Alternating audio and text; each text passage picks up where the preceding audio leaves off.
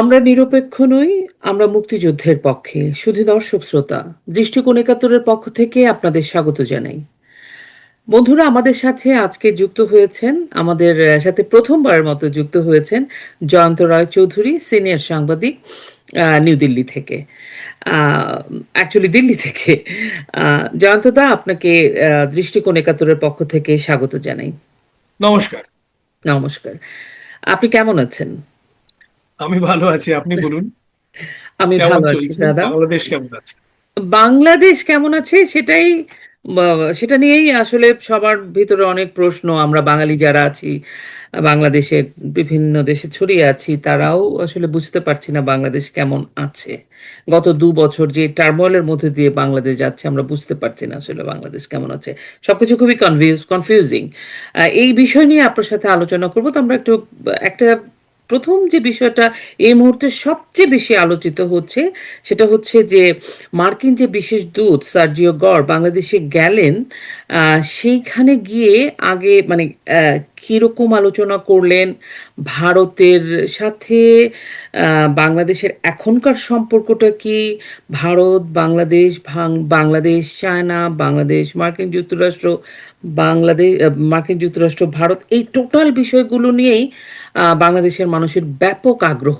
এই যে ভূ রাজনৈতিক অবস্থা নিয়ে যে বাংলাদেশের যে হঠাৎ করে মনে হয় যেন আম, একটা খুবই গুরুত্বপূর্ণ জায়গায় বাংলাদেশ এসে গেছে, যেখানে বাংলাদেশের আদৌ কোনো সে আছে কিনা কিছু বলার, সেগুলো নিয়ে আমরা আজকে আলোচনা করব। প্রথমে আমি যেটা জানতে চাই, মিস্টার গড় যে বাংলাদেশে গেলেন একজন সাংবাদিক হিসেবে, আপনি বিষয়টাকে কিভাবে দেখছেন?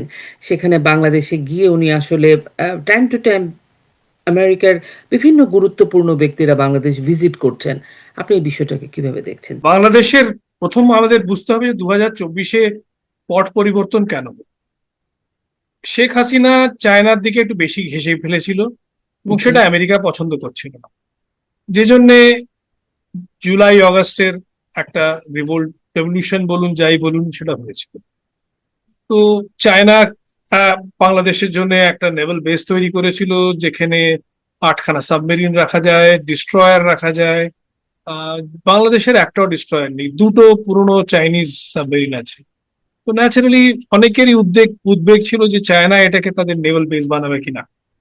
কিউ ফিউ বলে একটা পোর্ট বার্মার থেকে অলরেডি চায়না লিজে নিয়ে ফেলেছে, এবং সেখান থেকে তারা তাদের মালাক্কা ডায়লেমা রিজলভ করার জন্য কিউ ফুড দিয়ে পেট্রোলিয়াম প্রোডাক্টস পাম্প ইন করবে, এ নিয়েও কথা ছিল। আমরা দেখতে পাচ্ছি যে বার্মায় এখন সিভিল ওয়ার চলছে, 2021 থেকে সেই সিভিল ওয়ারটা শুরু হয়েছে, এবং আরাকান বা রাখাইন স্টেট যাই বলেন সেটা মোটামুটি সম্পূর্ণরূপে ইন্ডিপেন্ডেন্ট হয়ে গেছে। বার্মিজ আর্মি সেখানে কোনো অবস্থান নেই, এবং সেই জন্যে আহ, আহ, বাকি যেগুলো আছে কুচি কাচিন স্টেট, সেটা অর্ধেক বার্মিজ আর্মির কাছে আছে, অর্ধেক কাচিন রেবেলসদের কাছে আছে। সাংগেয়াং আর চীন স্টেট, সেখানেও যুদ্ধ চলছে between Burmese army and the rebels, এবং সেখানে সাংগেয়াং এ যে ভারতবর্ষের সঙ্গে যে বর্ডারটা আছে সেই এলাকাগুলো বরঞ্চ আরাকানরা নিয়ে ফেলেছে। So consequently it is a state where 45 to 50% of Burma is actually in rebel hands. তো বার্মার হাতে অত কিছু নেই।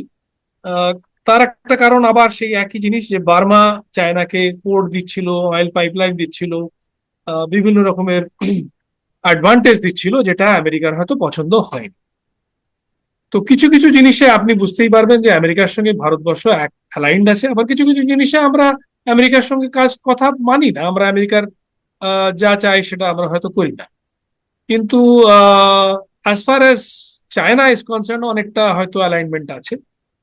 প্যাক সিলিকা বলে একটা প্যাক্ট, ইন্টারন্যাশনাল প্যাক্ট, যেটাতে অস্ট্রেলিয়া, ভারতবর্ষ, গ্রেট ব্রিটেন, আরো কিছু দেশ, জাপান, সাউথ কোরিয়া আছে, আমেরিকা তো অবশ্যই আছে।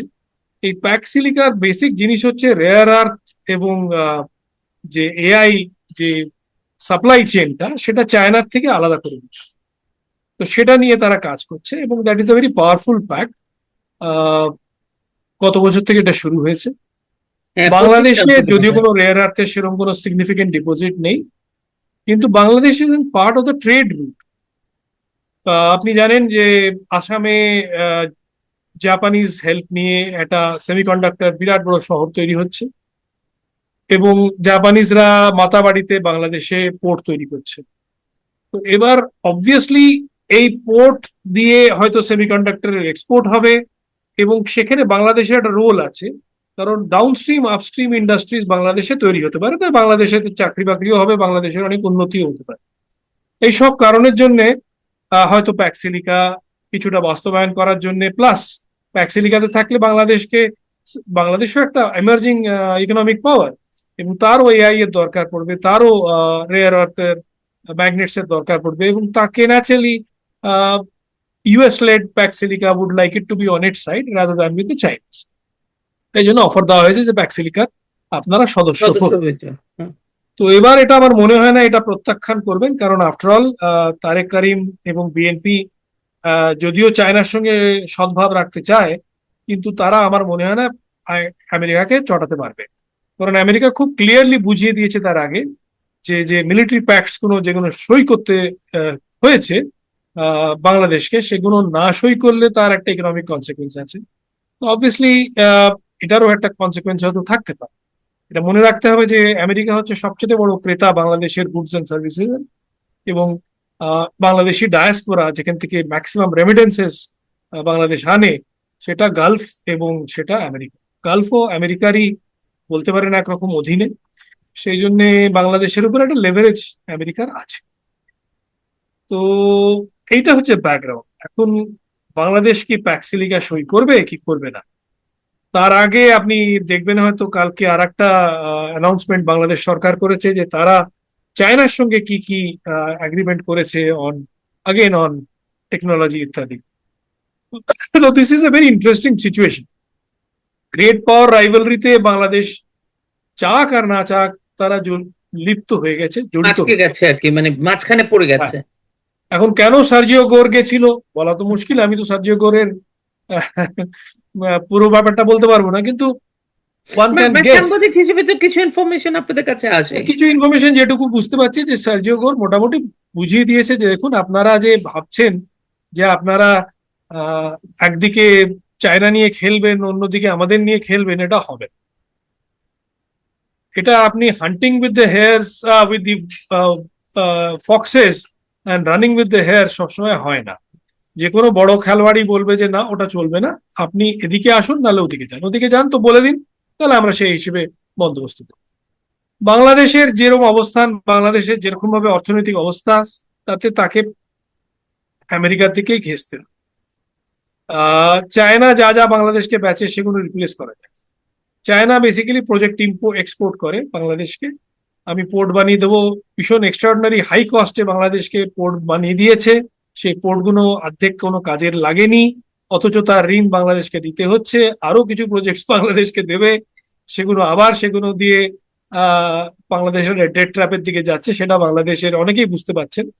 এবং চায়না যেমনি চায়না শ্রীলঙ্কা থেকে হাম্বান বনটা নিয়ে নিয়েছে, জিবুতিতে একটা পোর্ট নিয়ে নিয়েছে, সেরকম ভাবে বাংলাদেশ থেকেও যে কোনো সময় নিয়ে নিতে পারে if it continues to slide into a debt trap.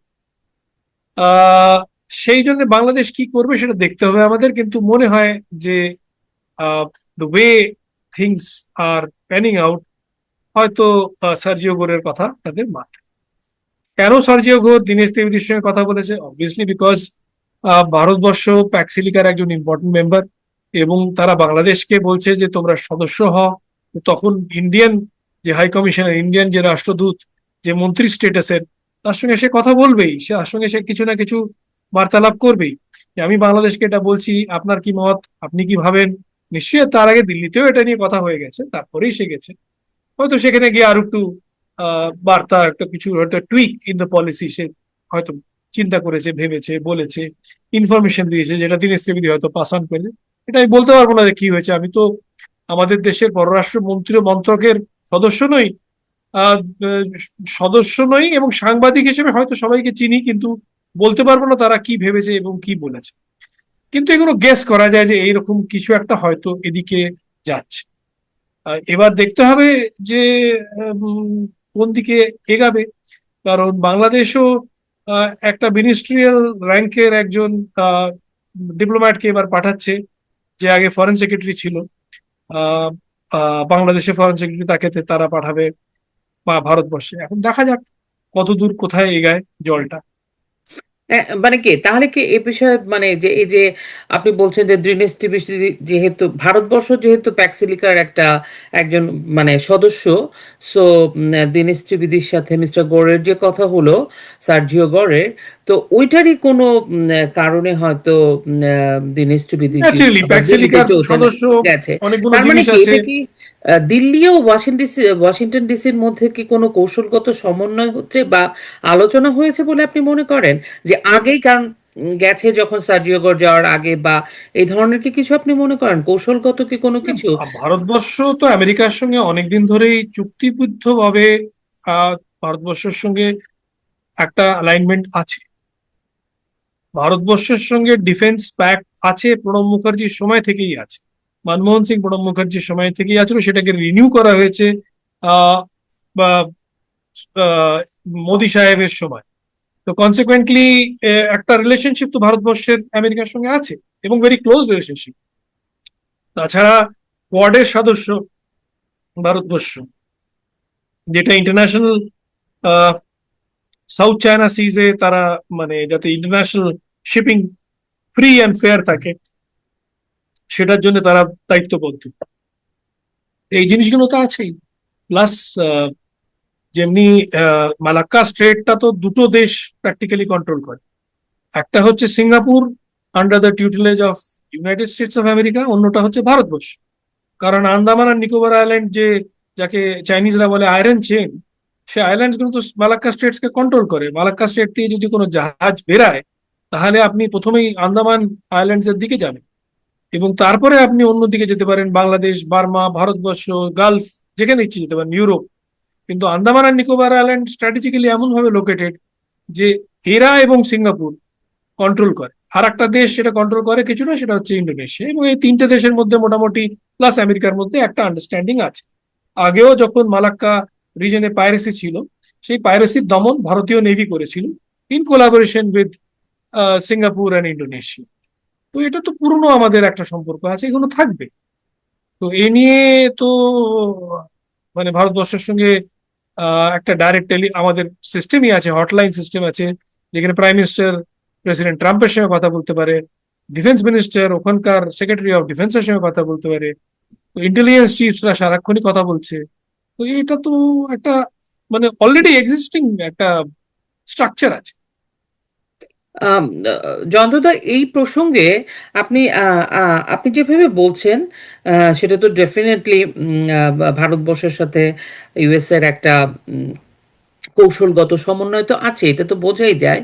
কিন্তু অ্যাট দ্য সেম টাইম বাংলাদেশে যে মার্কিন যুক্তরাষ্ট্রের যে যে প্রভাব, যেমন না, শেখ হাসিনা। আমরা দেখুন, we are a rising power in our own right. Okay. Consequently Bharatvarsha সবকিছু আমেরিকা যা চাইবে সেটা মেনে নেবে তা তো হয় না। ঠিক আছে না?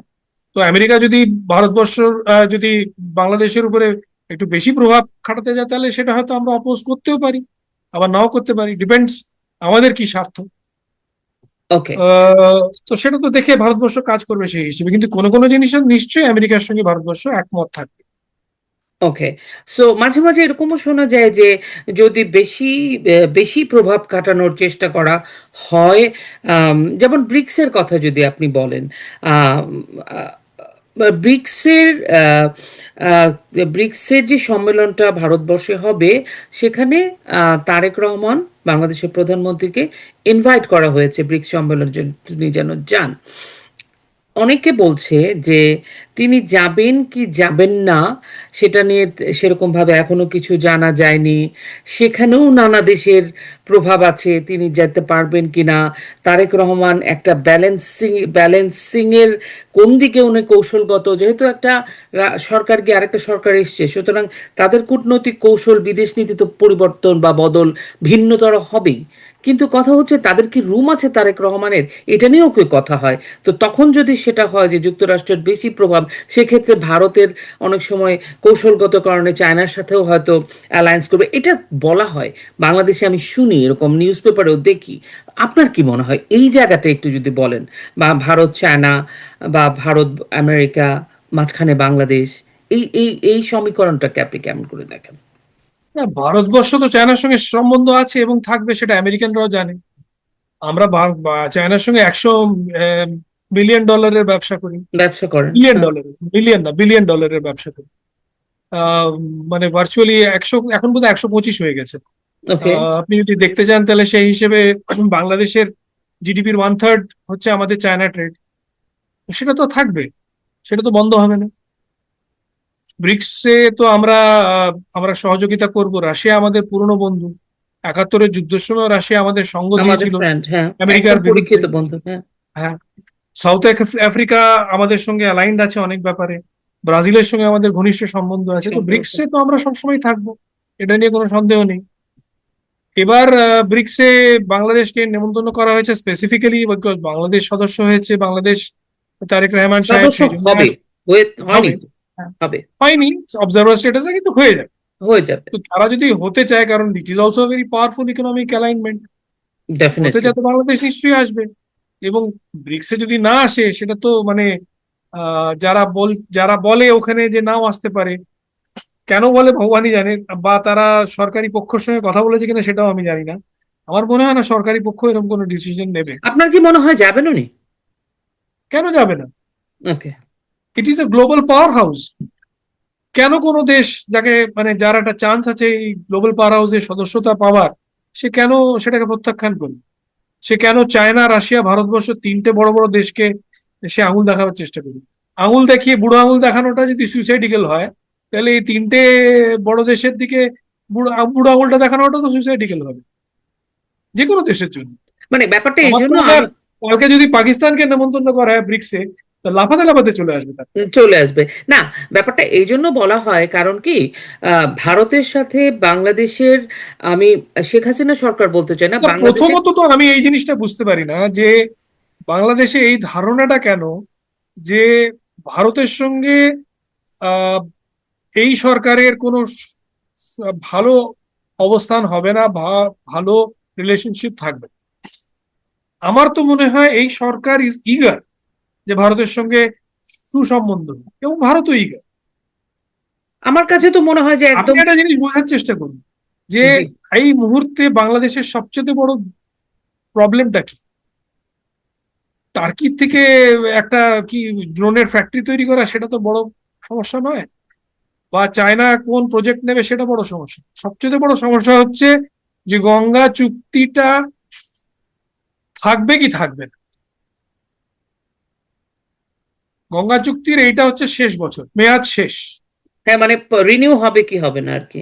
হ্যাঁ, বা রিনিউ যদি হয়, যদি নেগোসিয়েশন, কারণ বাংলাদেশ এখনো ডাটাই তৈরি করতে পারেনি। গঙ্গা চুক্তি করার জন্য যে ডাটা দরকার, যেগুলো মাইনিং করার দরকার, সেটা এখনো করে উঠতে পারে, হাইড্রোলজিক্যাল ডাটা পুরোটা ওঠাতে পারে। তাহলে হয়তো টক্সটা লম্বা চলবে। কিন্তু সেই পিরিয়ড, ইন্টারিম পিরিয়ডের জন্য যে চুক্তিটাকে অ্যাটলিস্ট রিনিউ মানে টেম্পোরারি রিনিউ করবে, সেটাও তো ভারতবর্ষের সঙ্গে কথা না বললে হবে না। না। কেন বাংলাদেশ চাইবে যে ভারতবর্ষের সঙ্গে তার ঝগড়া হোক বা সুসম্পর্ক না থাকুক? না, বা আমার মনে হয় না যে দ্বিতীয়ত, বাংলাদেশ চায়। আমার কাছে মনে হয় যে যে সরকারে সে, কারণ বাংলাদেশের কিছু লোক হয়তো লোক মুষ্টিমেয় চায় কিছু না, লোক এবং চায়। সেই লোকেরা কিন্তু তারা আমরা বলে, একদম তারা বললে দৃশ্যত কি আসে দেখছি যায়? যে আর একটা জিনিস বোঝার চেষ্টা করুন যে সংসদের বিরোধী দলে আছে দাদা। না না, এটা একটা তো জিনিস আপনি বোঝার চেষ্টা মানবেন। করুন। ইউরোপিয়ান ইউনিয়ন আজকে এত বড় হতে পেরেছে কারণ তারা নিজেদের মধ্যে ট্রেড করছে। করছে। বাংলাদেশের জন্য পোটেনশিয়ালি লার্জেস্ট মার্কেট হচ্ছে ভারতবর্ষ, এবং ভারতবর্ষ না চাইতে ইউনিল্যাটারালি বাংলাদেশকে ডিউটি ফ্রি অ্যাক্সেস দিয়েছে, মার্কেট অ্যাক্সেস দিয়েছে। এটা আলাদা কথা যে বাংলাদেশের যারা এক্সপোর্টার তারা সেটার ততটা ফায়দা উঠাতে পারেনি। কিছু কোম্পানি যেমনি প্রাণ টানরা নিয়েছে, বাকিরা ওঠাতেই পারে। টেক্সটাইল এক্সপোর্টাররা এক চোখ, তারা শুধু ইউরোপের দিকে তাকাচ্ছে, আমেরিকার দিকে তাকাচ্ছে। অথচ তারা ভারতবর্ষে হয়তো বিক্রি করলে তার থেকে বেশি বিক্রি করবে, আলটিমেটলি করবে। মানে তো সেইটা ডেফিনেটলি কনজিউমারও বেনিফিটসটা তো আবার ওখানে শেষ বেশি। হয়ে যাচ্ছে, সেই বেনিফিটসটাও শেষ হয়ে যাচ্ছে। ইউরোপিয়ানরা তাদের যে বেনিফিট দিচ্ছে বা আমেরিকানরা যে বেনিফিট দিচ্ছে, এই বেনিফিটটা কন্টিনিউ হবে না। বা যদি হয়ও, it will be severely curbed, because ইউরোপিয়ানরা এবং আমেরিকানরা নিজের আমেরিকা ফার্স্টে বিশ্বাস করে। সেখানে একমাত্র বড় মার্কেট হচ্ছে ভারতবর্ষ এবং চায়না। তো বাংলাদেশকে তো ট্রেড এখানেই করতে হবে। আর ওই যে একটা কি বিশাল, আমি বিরাট বড় বড় আর্টিকেল দেখি বাংলাদেশি পেপারে, যে China Bangladesh corridor railway line বললে হ্যাঁ, সে আমাকে তো, এমইউ। আমরা অনেক কিছু বলি, আমরা বলি যে আমরা ইউরোপ অব্দি একটা রেলওয়ে লাইন নিয়ে যাবো, নিয়েও যাবো হয়তো একদিন, কিন্তু নিয়ে যাওয়াটা তো সোজা নয়, কারণ মাঝখানে পাকিস্তান আছে, সিরিয়া আছে, ইরাক আছে, সব জায়গাতে এসব জায়গায় নেগোসিয়েশন করে করে সারাক্ষণই যে। যুদ্ধ চলছে। আপনি জানেনই পিওকে তে যুদ্ধ চলছে এই মুহূর্তে, হ্যাঁ না? সিন্ধ বলুচিস্তানে ট্রেন লাইন, অয়েল লাইন সব উড়িয়ে দিচ্ছে বালোচ রেবলসরা। সিরিয়াতেও অরাজকতা চলছে, ইরানে যুদ্ধ চলছে, ইরাকে অরাজকতা চলছে, সেখান দিয়ে কি রেলওয়ে লাইন নিয়ে যাওয়া খুব সোজা হবে? হবে। সিমিলারলি চায়নার থেকে রেলওয়ে লাইন তৈরি করতে গেলে আপনাকে কাচিনে আসতে হবে, কাচিনে যুদ্ধ চলছে। আপনাকে চীনে যেতে হবে, চীন প্রভিন্স অফ মিয়ানমার, সেখানে যুদ্ধ চলছে। আরাকানে আসতে হবে, আরাকানের সঙ্গে বাংলাদেশে আদায় কাজকলা, তারা তো আর পারমিট করবে না বাংলাদেশে কোনো রকমের বেনিফিট দিতে। মিয়ানমার গভর্নমেন্ট তাদের দেশের যে বর্ডার উইথ বাংলাদেশ বা বর্ডার উইথ চায়না সেটা কন্ট্রোল করে না। তো তাহলে রেলওয়ে লাইনটা বানাবে কোত্থেকে? আকাশ দিয়ে? আহ, লেটস আচ্ছা, ফেস আমরা ওই ফ্যাক্ট। প্রসঙ্গ থেকে একটু আহ, এই প্রসঙ্গে চলে আসি। একদিন ওইটা নিয়েও আমরা আসলে আলোচনা করতে পারি, করাই উচিত। কিন্তু আপনার কি মনে হয় দাদা, আমার এইটার পরে আমি একটা অন্য প্রসঙ্গে যাব। আপনার কি মনে হয় যে প্রতিটা সরকার, যে কোনো দেশেই সরকার যখন পরিবর্তন হয়, তার বিদেশ নীতির, বিশেষ করে বাংলাদেশের মতো দেশের একটা বেশ ভালো পরিবর্তন হয়? যেমন ভারতের সাথে বাংলাদেশের একটা ঐতিহাসিক সম্পর্ক আছে, বাণিজ্যিক সম্পর্ক আছে, প্রতিবেশীর সম্পর্ক আছে, সব ধরনের সম্পর্ক আছে। বিগত সরকারের সময় আমরা বলি মুক্তিযুদ্ধের পক্ষের শক্তি বঙ্গবন্ধুর কন্যা প্রধানমন্ত্রী ছিলেন। তো আমাদের সবার একটা ভারতের সাথে একটা এক ধরনের নীতি ছিল, এক ধরনের অবস্থান ছিল। এই সরকারকে বিগত সময়ের যদি আমরা লক্ষ্য করি, জিয়াউর রহমান, খালেদা জিয়া, এই সময়গুলোতে তাদের একটা পাকিস্তানের সাথে একটা তারা আবার আরেক ধরনের একটা রিলেশনশিপ আমরা দেখতেও পাচ্ছি, একটা বিল্ড করার চেষ্টা করা হচ্ছে। সেখানে ভারতের সাথে যেন কোনো কিছু বোঝা যাচ্ছে না। সে ভারতবর্ষকে ছাড়া থাকতে পারে, তার যাই ইন্টারনাল পলিটিক্স হোক, অ্যান্টি ইন্ডিয়া যা হোক, যা তাদের হোক, অনেক রকমের স্লোগান, নৌকা নিয়ে ভারত যা, হিন্দুস্তান যা, অনেক রকমের স্লোগান আমরা শুনেছি। দিল্লি চলে যা। দিল্লি চলে যাওয়া, হ্যান ত্যান ইত্যাদি ইত্যাদি। Tell me one government in Bangladesh which has been able to survive without it. বাংলাদেশে 75-এ রিভোল্ট হলো, খুন হয়ে গেলেন শেখ মুজিবুর রহমান, নতুন সরকার এলো, তারা কি ভারতের সঙ্গে সুসম্পর্ক রাখার চেষ্টা করেনি? করেছে। জিয়াউর রহমানের সরকার ভারতের সঙ্গে সুসম্পর্ক রাখার চেষ্টা করেনি? করেছে। এরশাদ এলো, সে কি সুসম্পর্ক রাখেনি? বরঞ্চ আমি বলবো এরশাদের সময় সবচেয়ে বেশি সুসম্পর্ক ছিল ভারতবর্ষের সঙ্গে। ঠিক আছে। একমাত্র বিএনপির বেগম জিয়ার সময় বলতে পারেন অ্যাক্টিভলি তারা মিলিটেন্ট ট্রেনিং করে বিভিন্ন দেশে, আফগানিস্তানে, ইউরোপে, ভারতবর্ষে পাঠাবার চেষ্টা করেছিল, সেটা ভারতবর্ষ অপোজ করেছে। দ্বিতীয়ত, তারা অ্যাক্টিভলি নর্থ ইস্ট রেবেলসদের আর্মস অ্যান্ড অ্যামুনিশনে অনেক রকম ভাবে হেল্প করার চেষ্টা করেছে। চিটাগাং পোর্ট, আর্মারি, ওই পোর্টের কেসটা সবাই জানে, আর্মস ওখানে ক্যাপচার হয়েছিল, সেটা আসছিল, সেজন্য সেটা একজন বাংলাদেশের MP, member of their cabinet, তার টিউটেলেজে হচ্ছিল জিনিসটা, সেটা আমরা জানি। এবং ইন্ডিয়া তার জন্য যথেষ্ট নাক কান মুলেও ছিল বেগম জিয়ার গভর্নমেন্ট। এবং সে ব্যাপারে যদ্দূর আমি জানি, আমেরিকা ইত্যাদি দেশেরা, ওয়েস্টার্ন পাওয়ার্সরা ইন্ডিয়াকে সাপোর্ট করেছে। এই যে গভর্নমেন্ট এসছে, সেটা কেন ইন্ডিয়ার সঙ্গে ভাব রাখবে? তার তো স্বার্থ ভারতের সঙ্গে ভাব রাখা। একটা জিনিস মনে রাখবেন সবসময়, যে geography decides hour foreign policy, everybody's. Geography forces Bangladesh, even if there are people who may hate India, it will force them to have good relations with India. It also forces us to have good relations with Bangladesh. আমরা পাকিস্তানকে একঘরে করে দিতে পারি, কারণ পাকিস্তান আমাদের সাইডে, but it does not affect us. Bangladesh আমাদের ভিতরে, আমাদের বডির ভিতরে। সিমিলারলি বাংলাদেশ 3 দিক দিয়ে ভারতবর্ষের কাছে ঘেরা। বার্মার সঙ্গে বর্ডার এইটুকু ছোট্ট একটা ন্যারো স্ট্রিপ, সেটাও বার্মিজ গভর্নমেন্টের খাতে, সেটা আরাকান আর্মির হাতে। সমুদ্র তীর, যেটা বে অফ বেঙ্গল বলা হয়, সেটার কন্ট্রোল ইন্ডিয়ান নেভির কাছে। আন্দামান আইল্যান্ড, এটা মানে লেট আস ফেস ফ্যাক্টস, এটাতে খারাপ ফিল করার কিছু নেই। ইট is a fact of the world. that Indian Navy is the strongest navy in Asia, not the Chinese Navy. It has the longest history of naval warfare. You have to understand that. Karachi Harbor ধ্বংস করে দিয়েছিল, Pakistan navy completely sync করে গেছিল in 1971। পাকিস্তানের entire merchant ফ্লিটকে Bharatvarsha capture করে নিলাম করেছিল নিজের দেশে, এবং যে জন্য আজকে বাংলাদেশের merchant fleet is much bigger than Pakistan. That is the strength of Indian navy. Japanese minister, যিনি প্রাইম মিনিস্টার হয়েছেন, শিনজো অ্যাবে, আমাকে একটি সাক্ষাৎকারে জাপানে বলেছিলেন যে জাপানের লোকেরা জানে না যে এই যে এত বড় জায়গায় ইন্ডিয়ান ওশান যে আমরা পার করে আমাদের মার্চেন্ট ফ্লিটরা towards Red Sea, towards Persian Gulf, সেগুলো কিভাবে সেফলি পার করে, সেটা কোনো জাপানিজ ফ্লিট তাদের প্রোটেক্ট করে না, সেটা ইন্ডিয়ান নেভি প্রোটেক্ট করে। These are real harsh facts. আজকের দিনও যখন ইন্ডিয়ান নেভি কোনো আমাদের মার্চেন্ট ভেসেলস গুলোকে গালফ অফ পার্সিয়াতে এসকর্ট করে নিয়ে যায়, কারুর সাহস পড়ে না সেই জাহাজগুলোকে অ্যাটাক করে। একটাও সেই জাহাজটা অ্যাটাক হয়, সেগুলো হচ্ছে থার্ড কান্ট্রি জাহাজ, যেখানে ইন্ডিয়ান সিমেনরা চাকরি করে, সেগুলো সিঙ্ক হয়েছে, সেখানে আমরা প্রোটেস্ট করেছি। কিন্তু সেগুলো আমাদের জাহাজ নয়, সেগুলো পানামার জাহাজ, সেগুলো সুইডেনের জাহাজ, সেগুলো নরওয়ের জাহাজ। কারণ ফিলিপিন্স এবং Bharatvarsha seamen are the largest numbers all over the world. সারা পৃথিবীর মার্চেন্ট নেভিতে দেখবেন এই দুটো দেশের লস্কররা কাজ করে। এককালে বাংলাদেশের সিলেট এবং চিটাগাংয়ের লস্কররা ব্রিটিশ মার্চেন্ট জাহাজে কাজ করতো, আজকাল ভারতীয় এবং ফিলিপিনোরা কাজ করে। তো সেটা আলাদা গল্প। কিন্তু ইন্ডিয়ান নেভি যে জাহাজগুলোকে প্রোটেকশন দিচ্ছে, তাদের কেউ অ্যাটাক করে না। এই সোমালিয়ার পাইরেটরা, তারাও শিক্ষা পেয়ে গেছে। তারা আগে আগে অ্যাটাক করতো, তারপরে তাদের 2-3টা মাদারশিপকে ধ্বংস করার পরে তারা আর কিছু করে।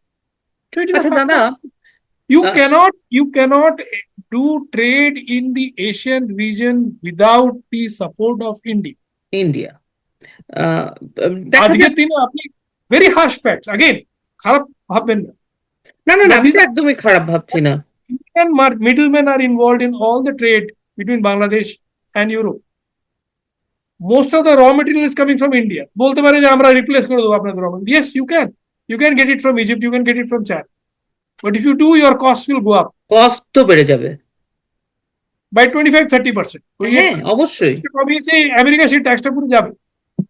তো Of এই course. জিনিসগুলো তো cannot ignore. There is supply chain. আজকে আমরা কি বাংলাদেশকে ছাড়া আমরা ব্যবসা করতে পারবো না? আমাদেরও তো দরকার। আমরা যে ইয়ার্নটা স্পিন করলাম, করে বাংলাদেশকে দেবো, বাংলাদেশিরা সেটা কাপড় বানাবে, সেটা দিয়ে তারা স্টিচিং করে গার্মেন্ট বানাবে, সেটা আবার বিক্রি হবে পৃথিবী। আমরা কি, এটা ইন্টারকানেক্টেড ওয়ার্ল্ড। And then এই যে both parties আইডিয়াটা are কিছু লোকের, যে বাংলাদেশে যেগুলো বলে যে এই যে এনসিপি বলে একটা পার্টি, বাচ্চাদের পার্টি, আরো একটা পার্টি, আমি নাম নিচ্ছি না, তারা মাঝে মাঝে ভারতবর্ষে এসে বলে আমরা তোমার বন্ধু, আবার ওখানে গিয়ে আবার বাংলাদেশে যে অন্য কথা বলে। হ্যাঁ, তারাও জানে যে ইউ ক্যানট লিভ, ইন্ডিয়া আচ্ছা। Cannot live without Bangladesh. এটা হচ্ছে এইরকম ভাবে দুটো হাত একসঙ্গে না থাকলে হয় না।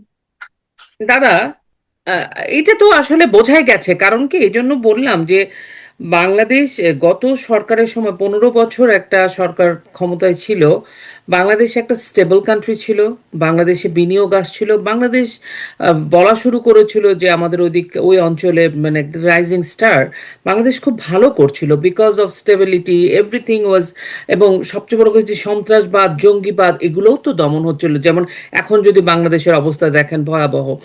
এই অবস্থাতে আমরা বাংলাদেশে আসলে একটা গণতান্ত্রিক পরিস্থিতি নাই, পরিবেশ নাই, এবং বাংলাদেশে উম, একটা বড় রাজনৈতিক দলকে আহ, কার্যক্রম নিষিদ্ধ করে রাখা হয়েছে, ব্যান করে রাখা হয়েছে।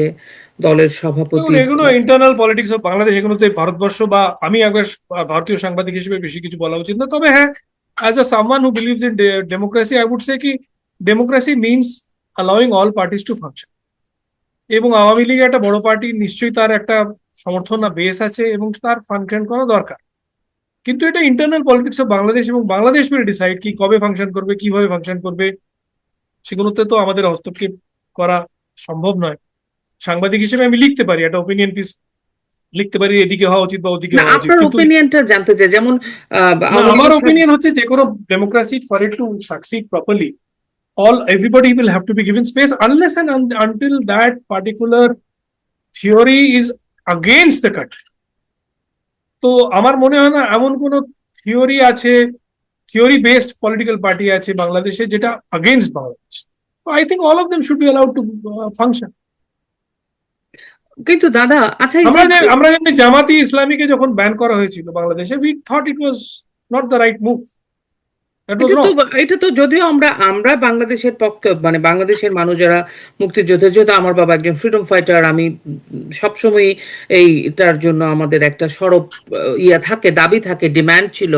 যদিও না শেখ হাসিনা বেসিক্যালি সরকার দেখুন, করেননি, শেষ মুহূর্তে হ্যাঁ, করেছেন, ওটাকে তো আর ব্যান বলে না। কারণ তখন তো তার মানে সেটা সরকার আমার মতে দেখুন, unless and until that party is saying break up my this country, why should I ban it? Why should it be ban? It should be allowed. ভারতবর্ষে এতগুলো পার্টি আছে, এতগুলো রিজনাল পার্টিজ আছে, কাউকে তো ব্যান করা হয় না। দে এক্সিস্ট, দেয়ার রেলেভেন্স কিন্তু উইল দাদা, স্টে ফর আপনি সাম আমাকে, টাইম। আমি যে প্রশ্নটা, যে বিষয়টা আপনার কাছে জানতে চাচ্ছি একজন সাংবাদিক হিসেবে, আপনি আমাকে বলবেন দুটো বিষয় আমি জানতে চাই। এক, সেটা হচ্ছে যে শেখ হাসিনা বাংলাদেশে যাবেন, সেটা নিয়ে ভারতে কিভাবে ভারত সরকার, শেখ হাসিনা, ভারত সরকার বলেছেন, পত্রিকাতে এসেছে যে বাংলাদেশে মানে ভারতে বসে শেখ হাসিনা রাজনীতি করতে পারবেন না। এটার সংজ্ঞা তো বুঝতে পারলাম না, কারণ উনি তো দলের নেতাকর্মীর সাথে কথা বলছেন। এখন উনি ডিসেম্বরে দেশে যাবেন, এটা একটা। এবং ভারতে বিভিন্ন ধরনের সাংবাদিক সম্মেলন হয়, বিভিন্ন ধরনের প্রোগ্রাম হয়, এবং ভারতে বড় বড় পৃথিবীর বিখ্যাত বিখ্যাত পত্রিকা শেখ হাসিনার খবরগুলো ছাপে। এটা নিয়েও এক ধরনের আলোচনা হয়। ধরেন যে এই পত্রিকা, ভারতীয় সাংবাদিক এই পত্রিকার ইন্টারভিউ করেছে শেখ হাসিনাকে, এটা তো ভারতেরই লোক, ভারত। এই যে এই বিষয়টাকে আপনি একটু ক্লিয়ার করবেন, আপনি শেখ হাসিনার যাওয়াটাকে কেমন করে আপনি দেখছেন, সাংবাদিক হিসেবে জিজ্ঞেস করছি। আর না না, সাংবাদিক কেন, আর এই অ্যাজ যে ইন্টারভিউস গুলো, এই প্রক্রিয়াটা কি?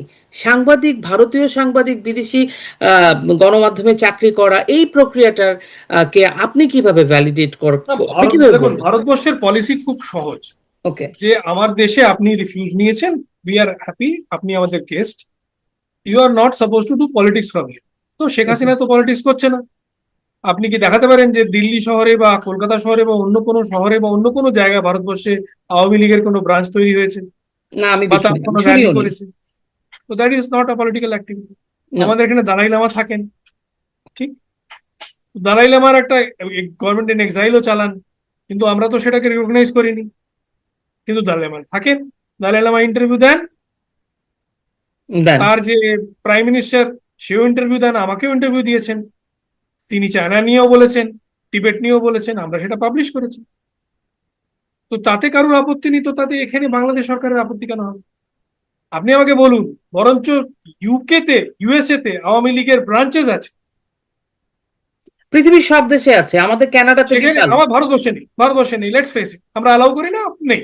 কিন্তু ইউকে তে আছে, ইউএসএ তে আছে, ফ্রান্সে আছে, বেলজিয়ামে আছে, সেখানে র্যালিও হয়। হ্যাঁ, হ্যাঁ, ফুল ফ্লেজেড হ্যাঁ, তো কই অ্যাক্টিভিটিস হয়। বাংলাদেশের কেউ তো বলে না যে তাহলে আমরা ইউরোপের সঙ্গে, ইউর সঙ্গে আমাদের সম্পর্ক বন্ধ করে দেবো, আর ব্যবসা করবো না, কারণ সেখানে শেখ হাসিনার লোকেরা আছে, তারা সেখানে পলিটিক্যাল অ্যাক্টিভিটিস করছে। তারা তো পলিটিক্যাল অ্যাক্টিভিটি করছে, অ্যাকচুয়ালি পলিটিক্যাল অ্যাক্টিভিটি করছে। অ্যাকচুয়ালি। ভারতবর্ষে তো শেখ হাসিনার কোনো লোক পলিটিক্যাল অ্যাক্টিভিটি করছে না। আপনি একটা ইন্টারভিউ দিলেন, একটা অনলাইন ইন্টারভিউ দিলেন, what is that that you can do from anywhere, Arctic circle থেকেও করতে পারেন, that is not political activity.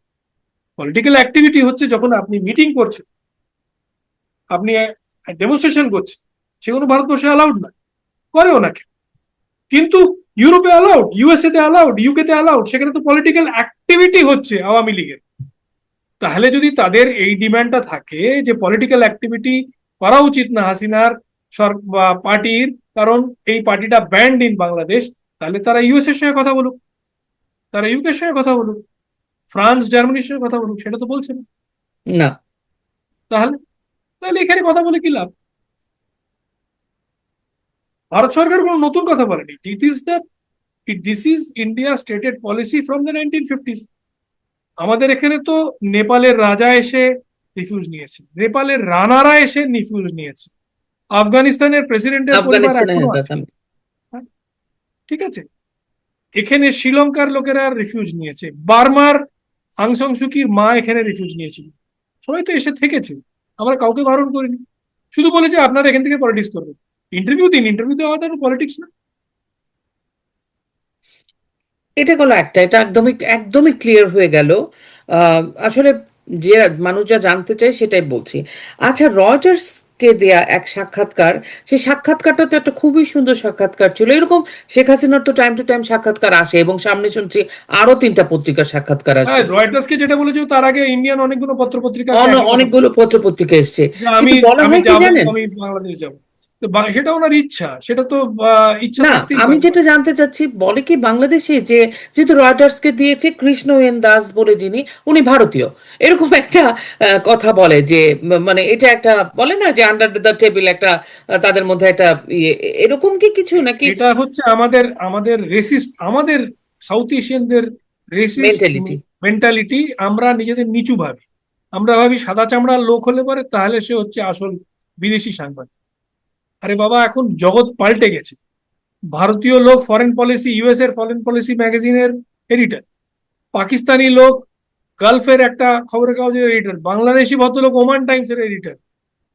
জগৎ পাল্টে গেছে। ভারতের যারা রয়টার্স থেকে, এপি থেকে, এএফপি থেকে, ডয়েশ ওয়েলের থেকে পোস্টিং করছে, তারা ভারতীয় মূলের লোক।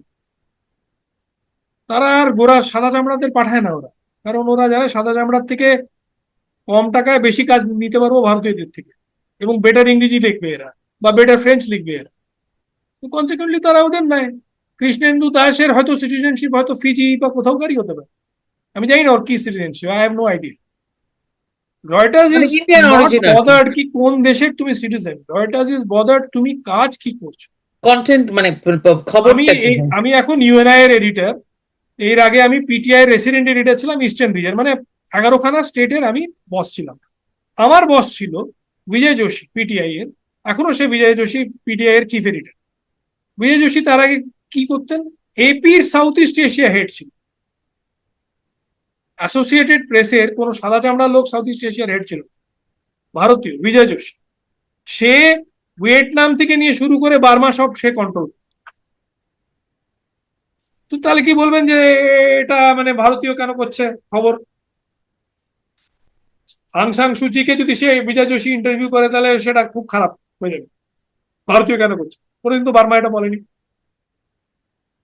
এই জিনিসটা শুধু বাংলাদেশেই দেখি আমি। হ্যাঁ, এটা বাংলাদেশে আমাদের আমি সাউথ খুব এশিয়ান। কারণ কি আমি কানাডাতে থাকি, তো কানাডাতেও কিন্তু এরকম। কিন্তু আমি হ্যাঁ, বাংলাদেশের মানুষ, আমি আপনার কাছ থেকে বলা মানে আপনার কাছ থেকে শোনার অর্থ হলো আপনাদের কথাগুলো যখন শোনে মানুষ, তখন অন্যভাবে ভাবারও চেষ্টা করে, কারণ আহ, আজকে আহ, অ্যান্ড্রিউ বলে একটা ছেলে, সে আগে টাইমস লন্ডনে চাকরি করতো, সে আমার সঙ্গে কমনওয়েলথ জার্নালিস্ট অ্যাসোসিয়েশন মিটিং ফিটিং এ আমার সঙ্গে দেখা টাকা হয়েছে। তার সঙ্গে হঠাৎ করে দিল্লিতে সেদিন দেখা, আমাদের হ্যাবিট্যাট সেন্টারে অ্যান্ড্রিউ বসেছিল, বা ব্রিটিশ ডেপুটি হাই কমিশনারের সঙ্গে নৈশ ভোজ করছিল। আমাকে ডেকে আরে জয়ন্ত জয়ন্ত করে ডাকলো। তাহলে তুমি কি করছো এখানে? বলে একটা ভারতীয় অর্গানাইজেশনের সে এখন সে কনসালটেন্ট, সে এখানে এসে চাকরি করছে। তাহলে কি বলবো কি যে সে মানে তুমি ইংরেজকে দিয়ে এই ভারতীয় অর্গানাইজেশন কাজ করে। সে অর্গানাইজেশনটা যদিও independent, but it is in some ways control by government of India has some stake there, International Solar Alliance. ও সেটা তো Bharatvarsha is the founder member, and Bharatvarsha controls, has a controlling stand there. তাহলে কি ও আমাদের ইয়ে হয়ে গেল? Matter of professionals. তুমি যে কোনো দেশের হও, doesn't matter, you are a professional, you have been hired, that's it. আপনাকে কালকে ক্যানাডিয়ান ব্রডকাস্টিং সার্ভিস হয়তো আপনাকে সিবিএস নিয়ে নিতে পারে, বলবে যে আপনি আমাদের বেঙ্গলি ল্যাঙ্গুয়েজ ডিভিশনের হেড। তাহলে কি আমরা কি বলবো? ভারতীয়রা বলবো ও মা, বাংলাদেশি করছে। বিবিসির তো যে হেড, সে এখন বোধহয় বাংলাদেশি, যতদূর আমি জানি। তো তাহলে কি আমরা অপোজ করবো যে না, বিবিসি এখানে বাংলায় কোনো প্রোগ্রাম যেন না পাঠায়, বাংলাদেশিরা মেক্স করছে? No sense. It makes no আচ্ছা দাদা, সেন্স। আমি এটাই আমার শেষ জানার বিষয়, সেটা হচ্ছে যে আগামী 5ই August the Foreign Correspondent Club of South Asia দিল্লিতে একটা সভা করবেন। সেটার মধ্যে হ্যাঁ, শেখ হাসিনা আছেন, সজীব ওয়াজেদ জয় আছেন, এবং আরো আওয়ামী লীগের এবং হিউম্যান রাইটস অর্গানাইজেশনের গুরুত্বপূর্ণ কয়েকজন কথা বলবেন। তো এর আগেও এরকম একটা প্রোগ্রাম করা হয়েছিল। তো ওই আমি প্রোগ্রামটা ছিলাম, তাতেও আমি ছিলাম। তাতে আপনি ছিলেন। তো এই প্রোগ্রামটাতে কি আসলে সকল মানে যারা যারা অন্যান্য, যেহেতু এটা বিদেশি করেসপন্ডেন্টদের একটা অর্গানাইজেশন, সাংবাদিকদের সকল, মানে সংবাদ মাধ্যম সকলেই ইনভাইটেড, সকলেই কর্মীরা invited। যান? হ্যাঁ, সবাই যান। যায়। গতবারও ছিল, ওটার প্রেসিডেন্ট একজন সিরিয়ান ভদ্রলোক, হ্যাঁ। আরব আরব ভদ্রলোক ইনফ্যাক্ট। আচ্ছা। তো ওই ওই ওই সভাটা নিয়ে আপনি কি কিছু বলবেন? কিছু বুঝতে, কিছু খবর পেয়েছেন? ইট আপনারা ইজ আ তো normal invite foreign Correspondent club তৈরি করেছিল যারা বিদেশি খবরের কাগজ বা এজেন্সির জন্য চাকরি করে তাদের জন্য। তাদের কারণ জন্য। তারা ভেবেছিল যে আমাদের একটা আলাদা জায়গা চাই যেখানে আমরা বসতে পারি, কথা বলতে পারি। ডে ওয়ান থেকে সেটাতে ভারতীয়রা সদস্য, ইউরোপিয়ান বা আমেরিকান বা আরব বা ইন্দোনেশিয়ানরাও সেটার সদস্য। আমিও এককালে সদস্য ছিলাম, তারপর দেখলাম যে এখানে বিশেষ কিছু হয় না, আর বছরে বছরে টাকা খরচা হয়, সেই জন্য সদস্যতাটা ছেড়ে দিয়েছি। কিন্তু it's a good club, otherwise it's a nice club. এখন ওরা নিজেদের কিছু কিছু ডিসকাশন তো ওরা করবেই, এটা ওরাই অর্গানাইজ করেছে, এফসিসি অর্গানাইজ করেছে। আর আমি তো বললাম একজন সিরিয়ান ভদ্রলোক হচ্ছে ওটার মেন মূল ব্যক্তি। তো প্রধান সেখানে ব্যক্তি। বিবিসি, রয়টার সবাই সবাই সদস্য আছে। এখন তারা কাকে সেদিন নিযুক্ত করেন সেটা তো ওদের ব্যাপার, সেটা ভারতীয়কে করেন কি সাদা চামড়ার লোককে করেন। কতবার আমি দেখেছিলাম সাদা চামড়াও ছিল, ভারতীয় ছিল, আরবও ছিল। এটা আর একটা প্রবলেম, আমাদের আমাদের এমন রেসিস্ট না, আরবকে আমরা ভাবি না যে সে ফরেন। আচ্ছা, হ্যাঁ। বেচারা ওরা কি দোষ করলো, ওরা তো ফরেনার না। ইন্দোনেশিয়ানকে ভাবি না ওরা ফরেনার, চাইনিজকে আমরা ফরেনার, না না ও তো ইন্ডিয়াতে ওরকম চিনে চিনে দেখতে লোক আছে, আছে তো বাঙালি গাদা গাদা আছে যারা চিনে চিনে দেখতে, that doesn't mean that they are not foreigners. জিনহুয়ার যে আমার যে মানে কাউন্টার পার্ট ভারতীয়, সে সে ছিল, সবাই তো ছিল, আগের আ- বারও ছিল, এবারও নিশ্চয়ই থাকবে আই এম শিওর। এবার আপনি যাবেন? গতবার আরটিআই রাশিয়ান যে এজেন্সি তারাও ছিল, সবাই ছিল। আপনি যাবেন? হ্যাঁ নিশ্চয়ই, যাবো না কেন? আর যদি জ্বর টর না হয় তাহলে নিশ্চয়ই যাবো। আচ্ছা। আপনি আপনি শেখ হাসিনার বাংলাদেশ যাওয়াটাকে এবং আওয়ামী লীগের ফেরাটাকে নিয়ে কেমন করে কি দেখছেন? আওয়ামী লীগে তো ব্যান আওয়ামী করে লীগ রেখেছে। একটা বড় পার্টি, নিশ্চয়ই কোনো না বাংলাদেশের পলিটিক্সে ঢুকবেই, ওভারটলি কোভারটলি, সেটা বাংলাদেশের ব্যাপার, তাদের ব্যাপার, আমি বলতে পারবো না, মন্তব্য করতে পারি না, করতে চাই সত্যি কথা। শেখ হাসিনা যাওয়া উচিত কি যাওয়া উচিত না সেটা তার অ্যাডভাইজাররা বলবে। আমি নিজে পার্সোনালি বলবো যে it's a risky proposition, but then it's her business, it's her choice, it's her life. Bharatvarsha তো তাকে নিয়ে আসেনি ভারতবর্ষে, বাংলাদেশ এয়ার এয়ারফোর্স তাকে ফ্লাই ডাউন করেছে। বাংলাদেশের লোকেরা যদি চায় যে সে ফেরত যাক, তাহলে যাবে। Who are we to say no, or who are we to say yes? খুব নির্মোহভাবে বললেন। ঠিক আছে, ধন্যবাদ, নমস্কার। অনেক ধন্যবাদ দাদা, আবারও ধন্যবাদ, কথা হবে, ভালো থাকবেন। ধন্যবাদ। আপনার সময় দেওয়ার জন্য দৃষ্টিকোণ একাত্তরের পক্ষ থেকে নিশ্চয়ই, নিশ্চয়ই, নিশ্চয়ই। কৃতজ্ঞতা জানাই। সুধী দর্শক, আশা করি আজকের আলোচনাটা আপনাদের ভালো লাগবে। আবারও কথা হবে অন্য কোনো অতিথির সাথে। নিরাপদে থাকবেন, ভালো থাকবেন, বাড়ির কন্যা শিশুটির দিকে খেয়াল রাখবেন। জয় বাংলা, জয় বঙ্গবন্ধু।